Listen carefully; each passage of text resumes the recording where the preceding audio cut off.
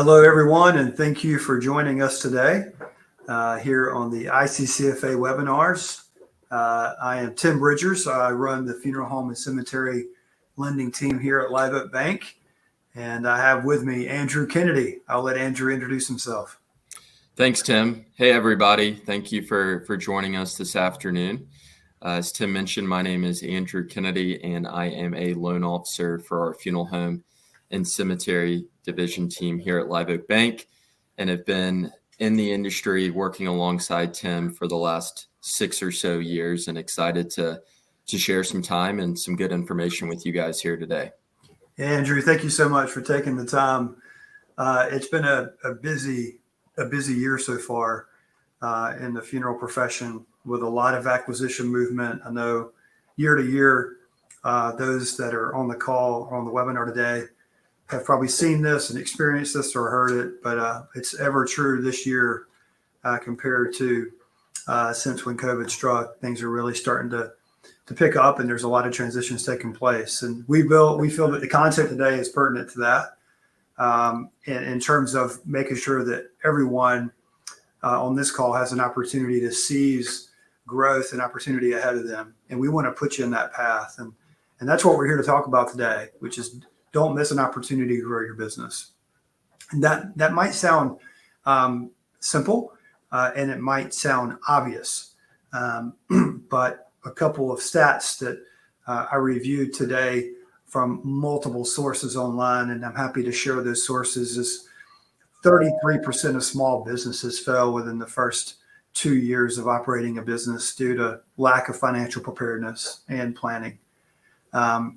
And well over 80% of businesses miss out on significant growth opportunities, whether through acquisition or other means, through marketing plans and marketing outreach, due to not being financially prepared to take advantage of those opportunities, which can be detrimental to the business. So today we're here to talk about that.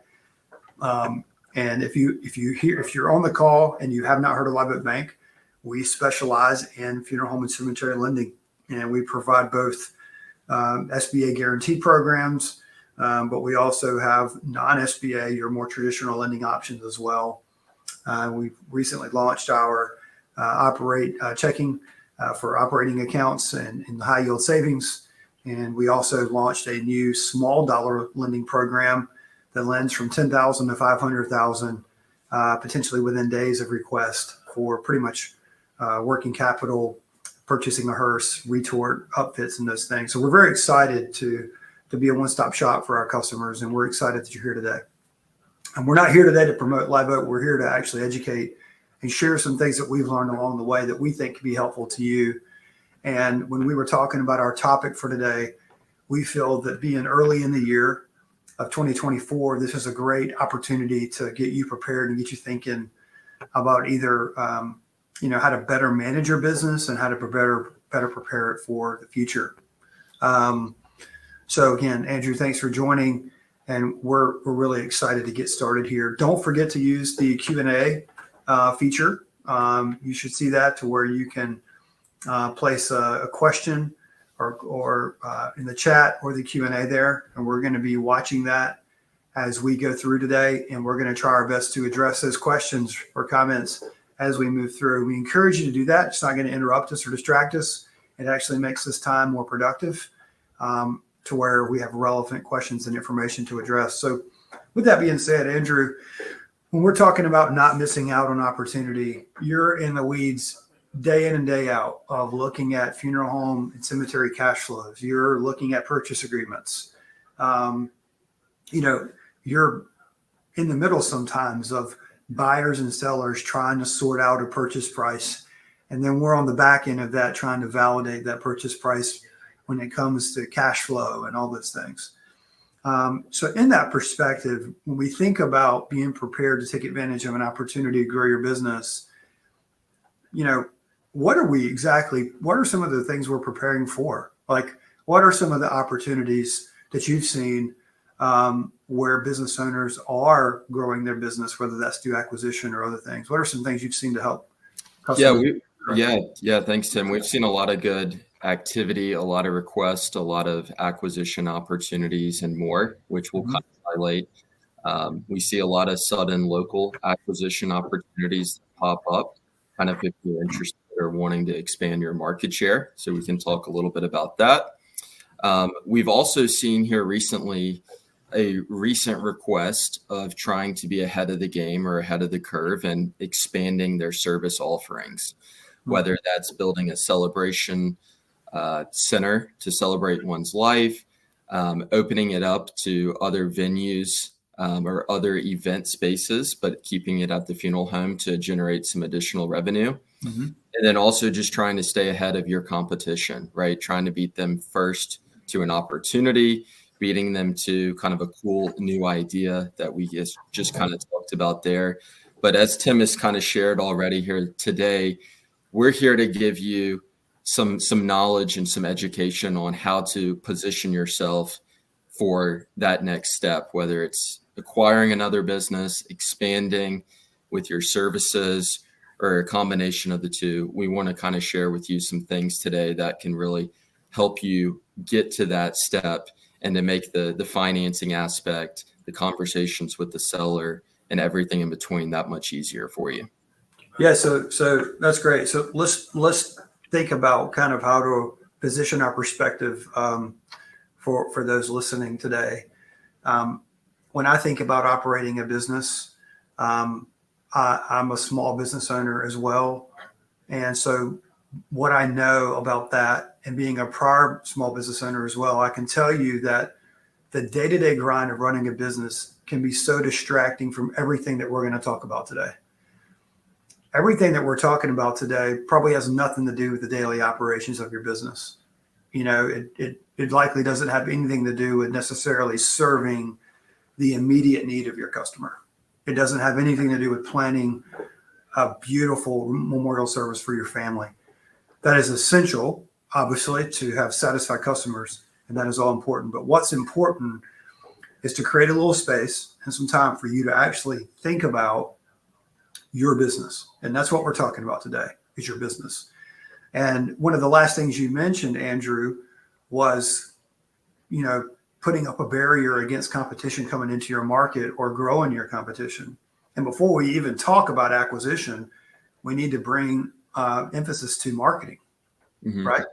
And in some of the articles that I was reading in preparation for today, this week and today, many times marketing was brought up, that many businesses don't have the money to start or boost a marketing strategy to communicate what it is that makes them different, or to communicate what it is they do and specialize in and what they feel that they can do the best at. And when competition suddenly surprises you in your market by either doing something unique or enters your market, we hear a lot of customers talk about the impact of low-cost cremation entering their market, and they weren't prepared, and they don't have a way to pivot, and they didn't allocate funds or put a budget aside for that. That can be troublesome for the cash flow of that business. They can see an immediate drop in call volume. And so one is being prepared for the day-to-day opportunities in the business. And one of those things is marketing. Marketing is always going to be a shift. It's always going to be something that to where you're going to have to change your strategy. And I know that might sound obvious to you, but some questions to ask yourself on the call today, if you barely had time to listen to this, right? I'm challenging you to take a second. When's the last time I thought about my marketing strategy? How good is it working? And what budget have I allocated for the rest of the year, next year for one, or have I at all? And I think if you don't have answers to those questions, it may be worth taking a minute to think about that. So I think that's one thing. Andrew, in your perspective, though, when we talk about adapting to a market shift, we're not just talking about marketing, but we're also talking about adapting your location or your facilities to a new customer demand. What are some examples of those things you've seen some of your customers do that's helped them adapt to a local demand, whether it's a celebration center or, is there anything unique that stood out to you that you helped with? Yeah, there have been a couple opportunities where I've worked with funeral home owners or existing customers that have inquired about financing to build a new facility, whether it's a few miles down the road or in a different market, but it's more suitable to maybe the demands or what they're saying in terms of, hey, we would love to have you here, but we don't have the capacity, we don't have the space, we don't have, to meet your request in terms of size of the celebration, how many people are going to be there. So we're constantly seeing people try to be at the forefront of creating new ways to get customers in the door. And I think that's, one that when talking with people that have done that, it's been very successful. They've seen the return on that be worth the investment. And then you can also think just about, the rising cremation rates. We've also seen, folks want to put in a retort, but they don't have the space in their existing establishment. So maybe we help them purchase another facility in which they can put in a retort that's nearby. And, that can just help with outsourcing cremation expenses, trying to keep be as expense minded as you can be, but also, again, just another way to bring revenue in-house. Yeah, we're going to talk more specifically in a minute about how to prepare for those types of loan products to actually accomplish that. And that's key. So again, the point of this section was to really bring a focus in on why this is important. Okay. Is creating the space in order to recognize the deficiencies in your business and where you need to be prepared and focused. One area that we often see to be a hurdle for a lot of our customers is actually understanding timeframes and constraints to those timeframes related to the life cycle, say, of a loan. Now, being prepared to take advantage of an opportunity, whether it's marketing, whether it's expanding your facility, or whether it's acquisition, doesn't always have to be debt. And I want to make that clear. But this information doesn't just pertain to getting a bank to give you a loan. It also pertains to having investors comfortable enough and confident enough to give you capital, okay, or a partner to see enough information to make an informed decision. And whether you're going out and getting an investor to join forces with you to renovate your facility and expand and grow to attract a market, or whether you're getting an investor to come on to help you to realize really strategic growth, either way, whether it's for the investor or whether it's for the bank, the preparedness and the understanding of the financial analysis and the process is going to be crucial. So one area that we want to talk about is, working with, for example, a seller on an acquisition, and how that can really create some hurdles through the process if you don't understand the closing windows, what questions to ask the seller, even all the way down to purchase agreements, right?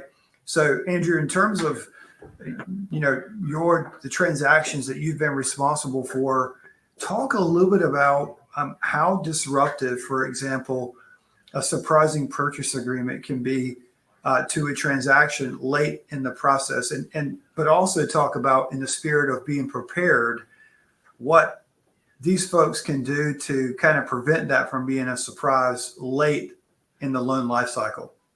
Absolutely. I think first and foremost, transparency is everything here, right? Whether you're communicating with your lender, your bank, your attorney, the seller, your accountant, transparency is so imperative here. And that can range from understanding the seller's expectations to closing timelines, but also to requests and needs of the bank or your attorney. So, when I think of this, I think about being always ready and available to make that next step. And what that looks like is, I think, having a close relationship and a healthy relationship with your accountant, in which, you can quickly get your financials, you're up to speed. There's not a procrastination or a timeline that you're having to wait. And the accuracy of your financials and your business is really important. Those are things that your lender are going to request, especially if you're an existing business owner and looking to expand. We want to be able to give you credit for what you've been able to do. And that also goes with knowing what to ask of the seller. If you're looking to buy a business, whether you're the key employee, a first-time purchase, or you've been through the ropes before and just have another opportunity to buy a firm in your market, you're going to want to know what to ask the bank, and you want to be transparent with them about the request, letting them know where you are, your timelines, what you have available. So collectively, you and your bank can put together kind of a healthy checklist and needs list of what's going to be needed from your attorney, from the seller, again, just to create that transparency feeling and to make this as streamlined as easy as possible.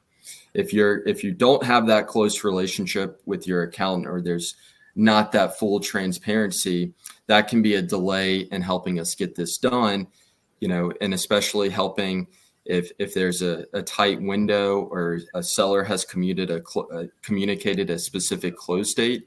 We need to know all of that information so we can guide you correctly and making sure we're meeting, where we need to be at each time to make sure we're staying on that correct path. Yeah, so there's some bullet points there that stuck out to me. One, some takeaways there for our listeners is if it's an acquisition, and whether you're getting capital from an investor or a bank, you need to understand the seller's desired time frame. Okay.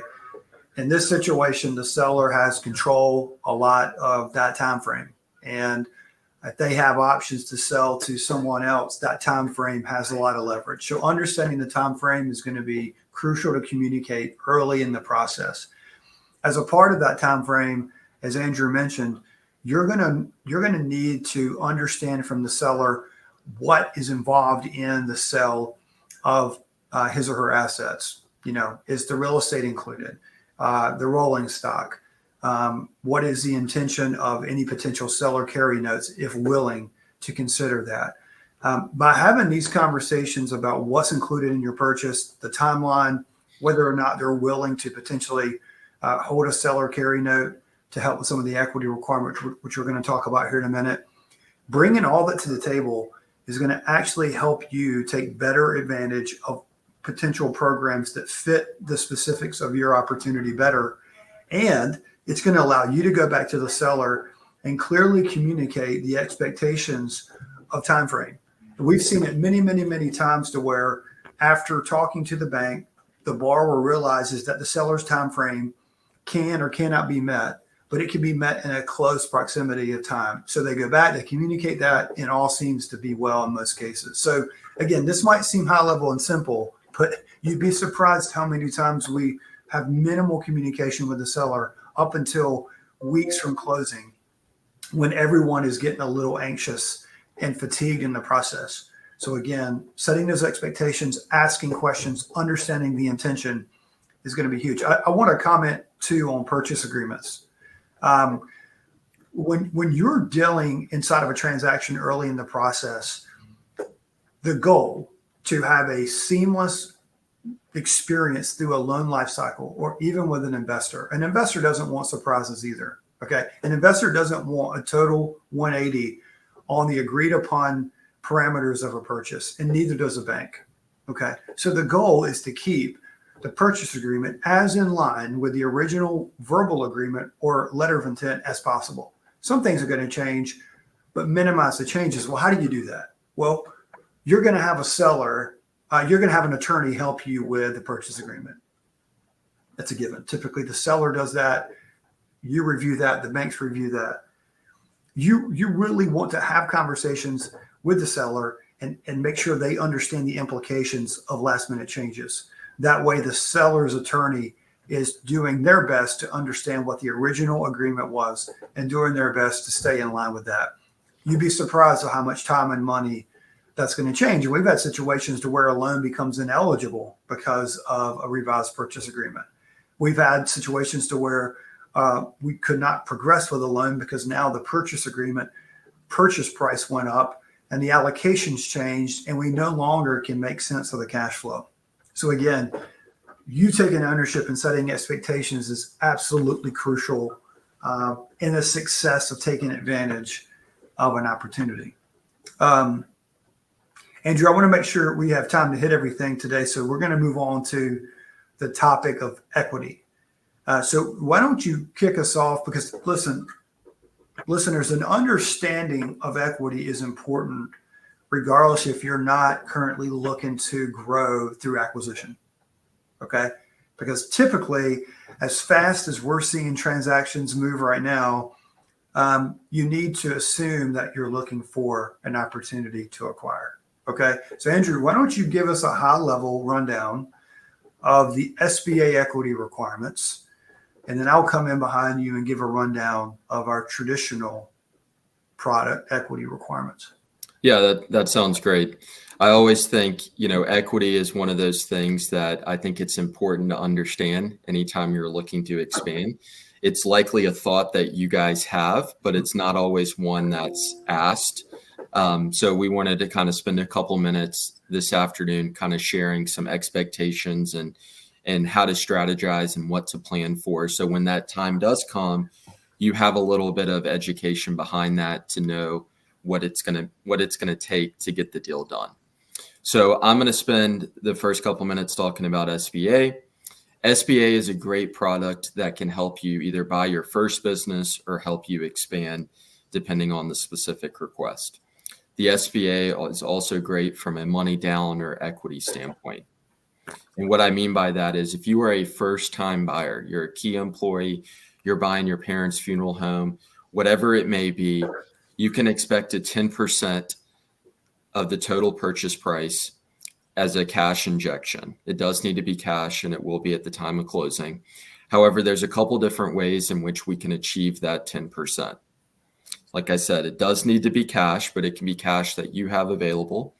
It could be gifted funds from a family member, a neighbor, an investor, or it could also come in the role of a seller note, which we'll talk about if there's an opportunity to discuss. But you can always expect 10% if you're buying your first business.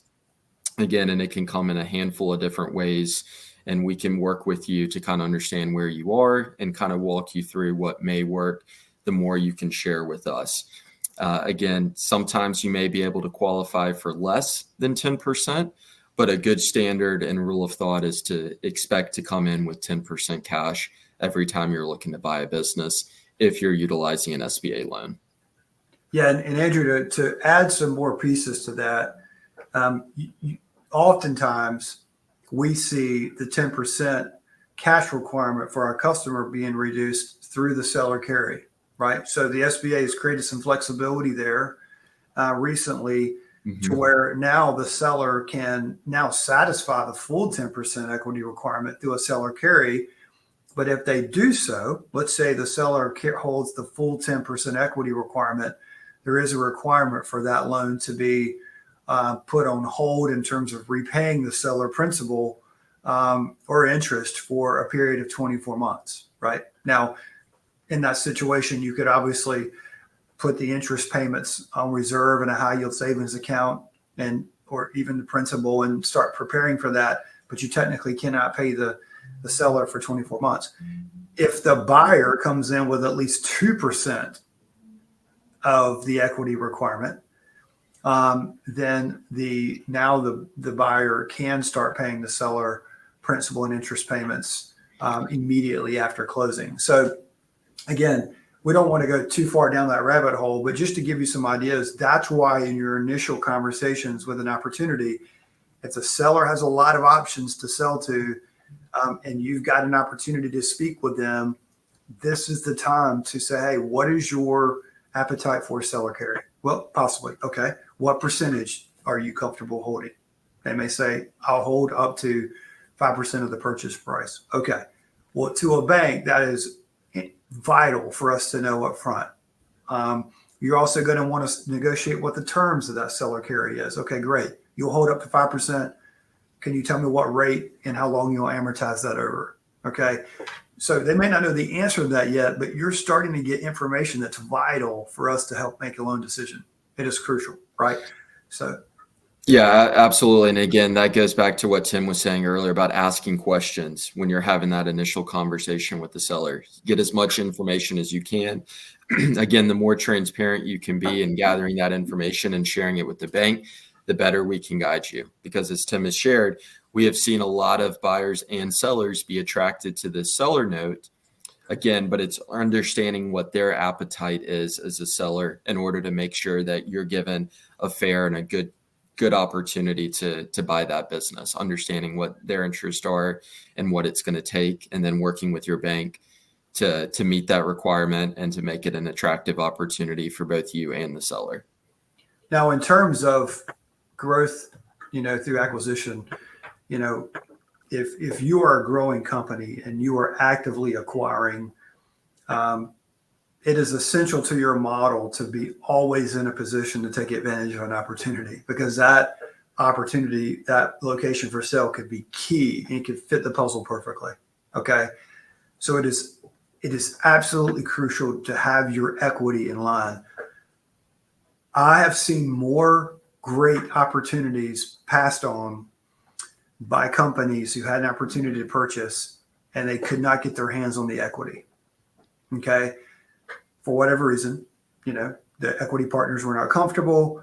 The partners in the business just didn't have the cash to carry it, and the seller wasn't willing to carry enough. Okay.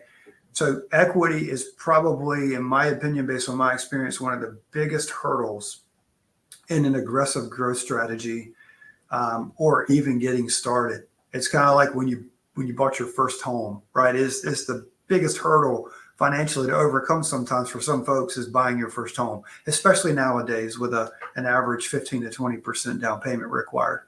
Same thing for a business.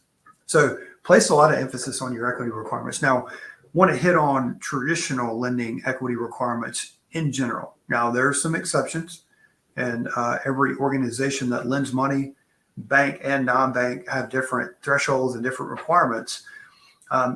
But in general, I think it's safe to say in general, if you're not looking SBA and you're looking traditional, the lending source is going to start to look at the collateral value of the business you're buying. And in general, you're typically going to get 75 to 85% of that property's value in a loan. And we call that a business real estate, a commercial real estate mortgage. That's typically going to be over a 5-year loan and 20-year AM, typically. Again, there's some exceptions. What that means is if the organization is giving you 75% financing, then you're bringing in 25%. Okay. That's a lot more than 10%. There's a lot more preparedness there. Okay. So what does that mean? If you're out of your SBA runway and you've already used $5 million of SBA runway and that's your current SBA balance, and you have to go conventional or traditional lending, then your equity requirements are likely going to increase. Not in every situation, but in most situations, you're going to see 25 to 30% equity requirements on a purchase compared to 10 under the SBA. So what that means is actually, as you become more, I say mature in your business, meaning that you have more assets under management, you have more rooftops, you have more businesses, your cash flow is growing, you actually have a greater responsibility to reserve and think about equity and savings, because your requirements to inject on future acquisitions could be greater. Bigger loan opportunities, bigger purchases, bigger equity. Okay. A couple little tips on traditional lending. If you're on the call today and you're actually thinking about growing aggressively, you already have some rooftops under your belt, you've already had experience with the SBA, and you're ready to grow aggressively, a couple of tips that we look for. Okay. Leverage debt divided by the EBITDA of the organization. We look at a total debt to EBITDA.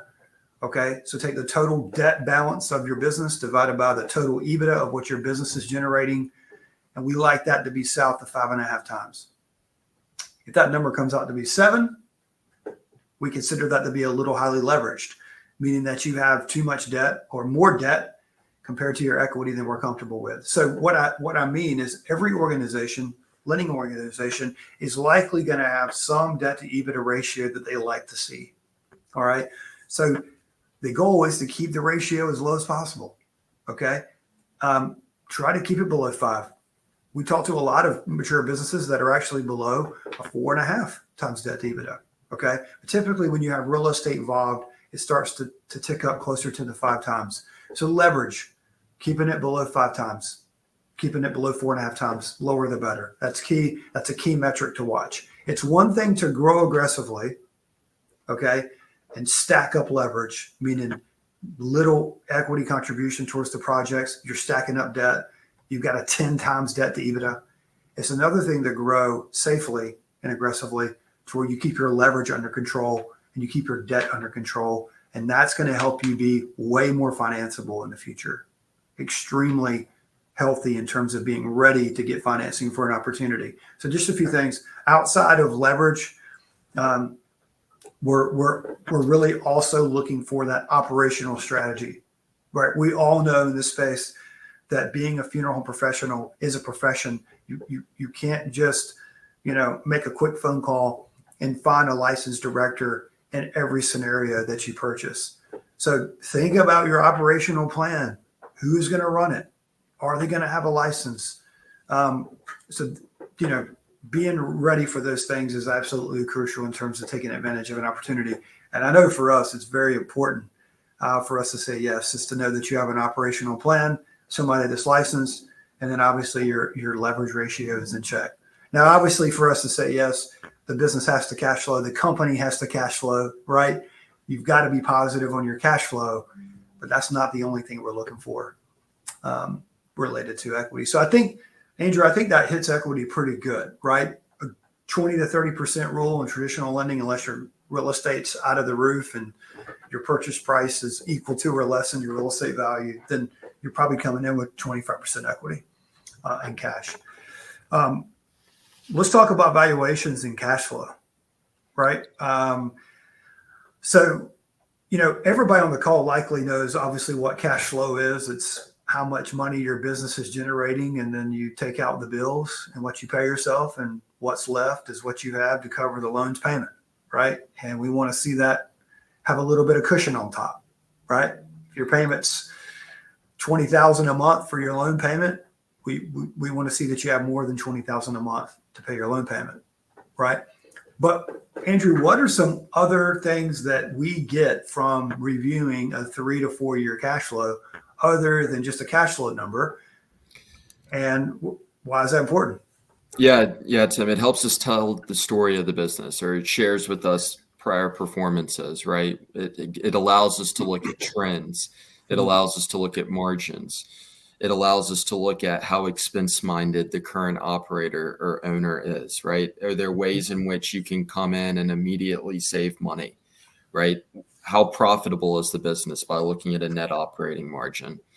Not to mention debt service coverage ratio. But all of that, again, it really helps understand and tells the story on how the business has been operating, right? If you think about the last 3 to 5 years, there's been a lot that's come up. You have the rising interest rates. You have, you have cremation rates increasing.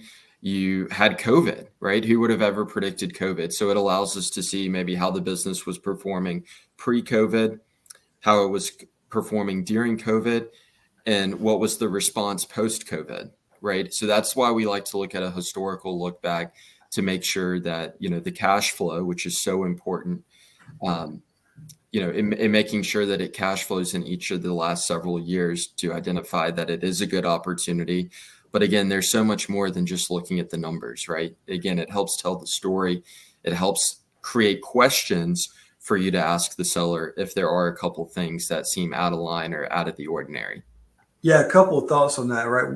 Talking about COVID, we've actually, in some cases, have asked customers to provide us just a revenue number, not the financial statements, but just the revenue numbers for 2018 and 2019 or 2017 and 2018, while looking at 2022 through 2024 actual financial statements. And the reason is because since COVID, and in most cases, you had a dip during COVID on calls, therefore revenue. You had a peak going into 2022 on calls and revenue. And then you've had another fall off of revenues a little bit in 23, and it's starting to level off. So basically what I'm saying is our 3-year look back has been since COVID. So we really don't know what the norm of the business is. So sometimes having a pre-COVID revenue number actually helps us to say, okay, the business is actually getting back to more of a normal pace. And so all this volatility we've seen has been due really to COVID and the the post effects of COVID, and now we're really getting back to normal. So that's really really important. Another thing that when I look at a cash flow with the team, the first thing I look at is I like to see the margin. So what we're looking at there, we're basically looking is what percentage of the operating cash flow of revenue. What is that percentage? So if you have $1 million of revenue and you're throwing off 300,000 of operating cash flow, right? Then you're at 30% operating margin, which compared to industry trends is pretty good. Okay. And if you're at 15%, we immediately kind of start looking for inefficiencies in the business. Like, what expenses seem over the top here? Or we start asking questions. So why are we sharing this with you? Well, we're sharing this with you because without that data, without a 3 to 4 year financial history of either a business you're buying and or your business, it is really tough for us to make a decision to give you capital.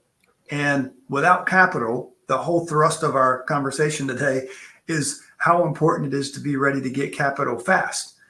Well, if we have disorganized financial statements, if we've had a different CPA every year for the past 4 years that do it a different method, we go from cash to accrual. We're allocating expenses differently every year. We're treating revenues differently every year related to prepaid expenses. It's hard for us to understand the business. Okay. So if anything, and I would say in addition to preparing for your equity and thinking about your marketing, in addition to that, make sure that you have the past 3 years to 4 years of financial data prepared and ready at all times for your business. Okay. Because not only are we going to need that for the target business, if you're buying one, we're also going to need to see yours, right? You're validating what you can do in the business you're buying, right? So absolutely crucial. And that is probably the item, Andrew, that takes the longest in our whole loan process, right? Is gathering that information. Yeah, absolutely. Once we get that, we can really turn and burn. We can give you guidance. We can walk you through the numbers.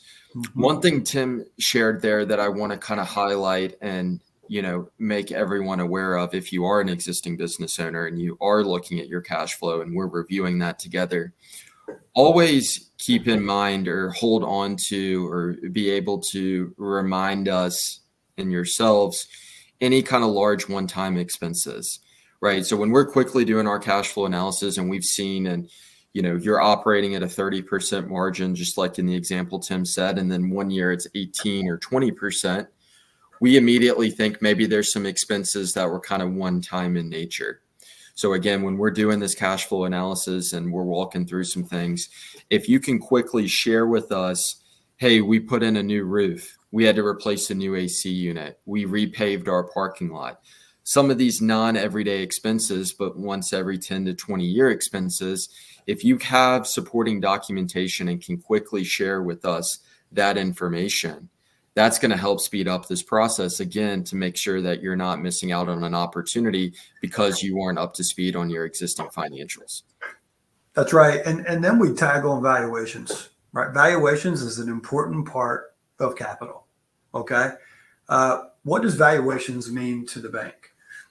A valuation is a sort of validation of the value of a business. We get a hint of that in our cash flow analysis, right? Because, some would say that the value of business is how much it can support, right? I mean, I can't pay you more for a business than it can support on its own with reasonable terms, okay? Some businesses are performing such a high margin and performing so well that sometimes it takes cash to actually meet the purchase price, just because the multiple might be so high and so out of the norm that it makes a bank a little uncomfortable related to the amount of debt for the EBITDA.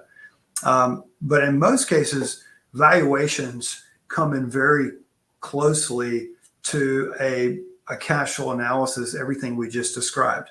Okay. Valuations are done separate from the bank. So me and Andrew, for example, have no influence over whoever's evaluating the business value. Okay. we have no influence over the appraisal value. So that's really important. In SBA world, okay, the valuation is crucial because the bank technically cannot lend beyond the value. All right. So if the purchase price is $1 million and the business value comes in at 800,000, then we've got to get a little creative on how to get the seller the other 200,000.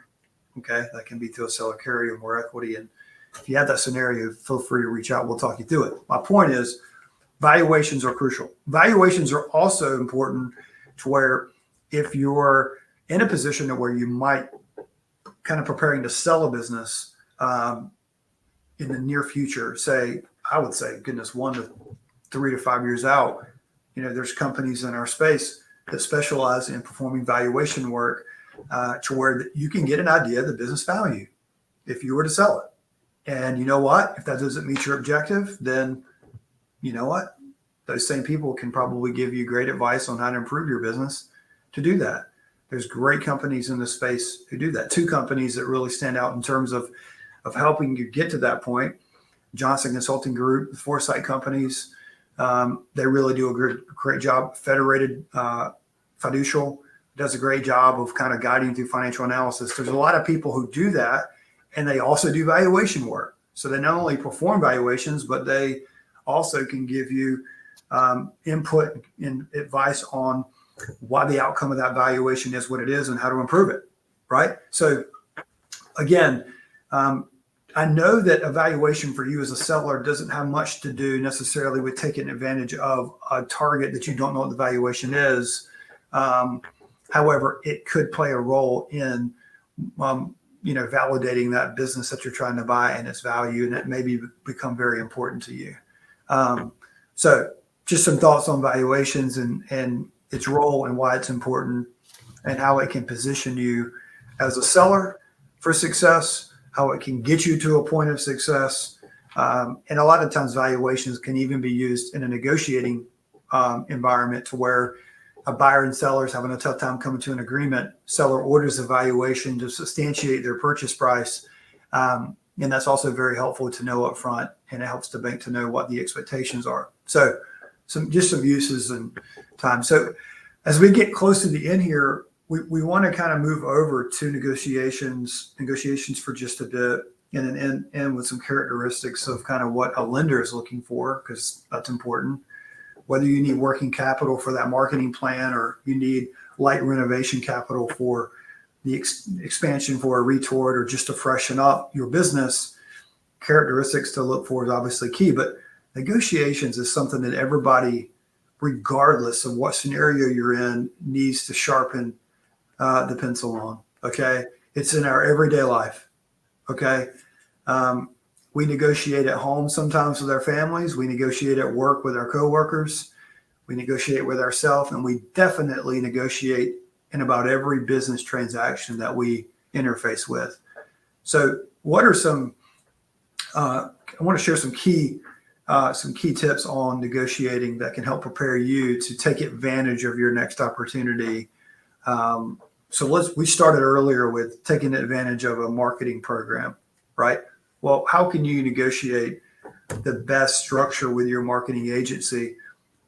Ask them to provide you some comps, right? What have they done for other businesses, and what are the statistics on the outcome of their work? Well, you're now in a driver's seat, okay? Because one, if they can't provide you statistics, all right, then you've just gained leverage to maybe question, is this going to be right for me? Or it's going to force them to go out and do that work, and it's going to give you negotiating leverage. Okay.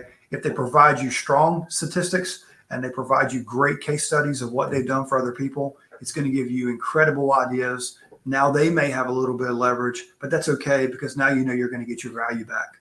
Okay. And when we talk about acquisitions, it's a whole nother world of negotiating. Okay. Why would you ever agree to the price without seeing financial data to back it up? Okay. So the key aspects of negotiating is preparation. Okay. In any negotiating situation, anyone that's negotiating should be thinking about their bottom line. Okay. Now, for you as a buyer, your bottom line is what you're not going to spend over. My bottom line, or my top line price is X. I'm not spending over X. Okay. And I call that the bottom line because that's where you're stopping. You're not paying over X, and you establish that number. But in order for you to establish that number, you've got to have some financial data to help you with that conclusion. Maybe the seller had a valuation done, and maybe they shared that with you. And maybe that's the data you're working from. And you're like, okay, that's fair. This is kind of my hard number that I'm going to stop negotiating at, and you predetermine that. Okay. Obviously, you're going to come in and offer a number below that, and you're going to have reasons to support it. Just like I said on the marketing example, if you do not have reasons, a case study, statistics, or anything that back up your offer, you lose leverage. You lose negotiating leverage. So this is all about preparedness. If you have reasons why you're offering X dollars and you share those reasons, and there is no prepared response by the seller, you might have an opportunity to get a price close to what your aspiration price is. If you offer a price that has no basis, I've seen this before, Andrew, you've seen this before. If you offer a price to a seller that has no basis and you undercut the seller's their self-perceived value of the business, you may never have a chance with that seller ever again. You may offend them, and they may say, I'm not selling to you. Andrew, I've seen it. I've seen it in the space. Have you? All the time. Yeah, too many times, honestly. Yeah. So negotiating is not just being good at making somebody give you a lower price. Negotiating is really involving what you do before you ever speak the first time. So talk to us, right? We have it. We see this all the time. Buyers will contact us. They're like, I see an opportunity. I haven't spoken with the seller yet. I don't know what to say. I don't know what to ask. I do have access to a valuation, or I do have 2 years of financials. It is absolutely crucial to get some input on that before you start talking numbers. And you know what? I believe that when you go into a conversation with a seller and you're speaking intelligently about the business, you've shown your due diligence, and you're fair, you're going to have an opportunity to seize that moment, and you're going to probably get a chance at that business. Okay. So negotiating is a big piece of this puzzle. It's a huge piece of the puzzle. So Andrew, with that, what are some characteristics that we're looking for when we want to lend money to someone? Yeah, just to name a few, again, all equally as important, but I would start with borrower character. Is this someone that has integrity? Do they work hard? Is it someone that we would want to partner with? I also think of experience, industry experience, maybe not ownership experience if you're buying your first, but have you been working in the industry? Do you have some experience understanding and working behind, other managers, right? Also think about cash flow. I mean, cash flow is so important anytime you're buying a business or borrowing money. The number one source of repayment is business cash flow. And that's a lot of what we've talked about today is being prepared, understanding what's going to be needed, understanding business cash flow. And that's something we do multiple times a day is understand and work on a cash flow analysis, get with the buyer, maybe even get with the seller and explain to them, walk them through kind of what we're needing in terms of a cash flow analysis. Anything else, Tim, come to mind? I think you hit it. I mean, I think one comment I'll make, and we've been talking about this quite a bit here recently, is, as we all know, the funeral profession is a wonderful profession. One, most importantly, because of what all of you do for families each and every day. I have come to highly respect and love the profession for that reason. And I absolutely love being able to say that I'm involved in the profession and helping people grow their business for that reason alone. That's incredible. In addition to that, it's also a wonderful business. From a financial perspective, you treat people right, you do what you say you're going to do, you have a good attitude, and you really care about people, there's a high probability that you're going to be successful in funeral service. Okay. And we've seen hundreds and hundreds of financials, and we see that each and every day. We see a lot of business owners that there are a lot of areas that they can improve on, which that's the majority of all of us, but they still have a very successful business and do very well. But one of the things that I would like to highlight in this is businesses that we have seen struggle. Rarely does it have to do with the business. Most of the time, it has to do with decisions by the owner and the character of the owner. And I say that to say not to question the character of funeral home operators. That is not what I mean.